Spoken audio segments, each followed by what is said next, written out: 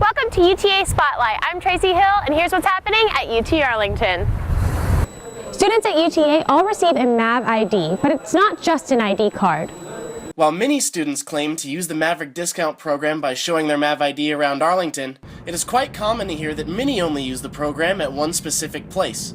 In reality, students could save much more around town by looking for the Maverick discount sticker. I think it's a good idea if a lot more students knew about it and possibly used it. I mean, I go to half the places that are listed on there and never knew there was a student discount. So I guess knowledge about it would be awesome. Students who only use the program for food are missing out as well. There are over 5 different product and service categories that students can save at all over DFW, ranging from hotel rooms to a new pair of eyeglasses. I've used it at Dairy Queen a lot because I go and get ice cream like every day. But yeah, I think it's a great thing.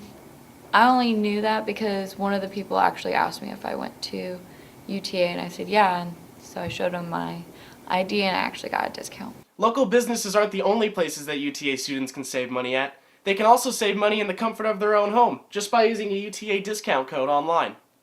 I knew that we had like all of the other discounts where you could go to the places around here, but to see the ones that they have listed online that are exclusively online, I think I'd use those a lot more too because there's a bigger selection and there's actually like a search bar for it. According to Pew Research Center, the amount of Americans who owned a smartphone increased from 35% in 2011 to 61% in 2014. But what are some of the negative effects of so many people having a smartphone? Have you ever heard about phubbing? I don't know what phubbing is. Phubbing? I've never heard of that word. No, I don't know what phubbing is. The phenomenon phubbing, the meaning comes from a person that likes to ignore people that are physically present and focus on their mobile device, maybe waiting on the notification to arrive. This phenomenon has become so normal in our generation. In a study made by UTA News, it shows us that 66% of people admit getting on their phone while having lunch with someone, and 95% of people admit being a victim of this phenomenon. So I think technology is beneficial, but it's isolating. And it's setting people off from social skills because you used to have to talk to somebody and you had to look them in the eye. But a lot of people hate this and have launched a global campaign to stop it. StopPhubbing.com.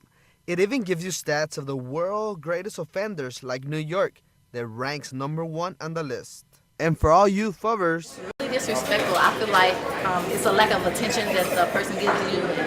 It's not friendly or nice at all. for UTA News, this is Abel Briseño. Inside Wolf Hall aren't your typical classrooms. Students create their own race cars that they enter in competitions worldwide. Founded in 1982, the UTA Racing Team is a student group that designs, builds, and drives their race cars in the Formula SAE competition against schools all over the world.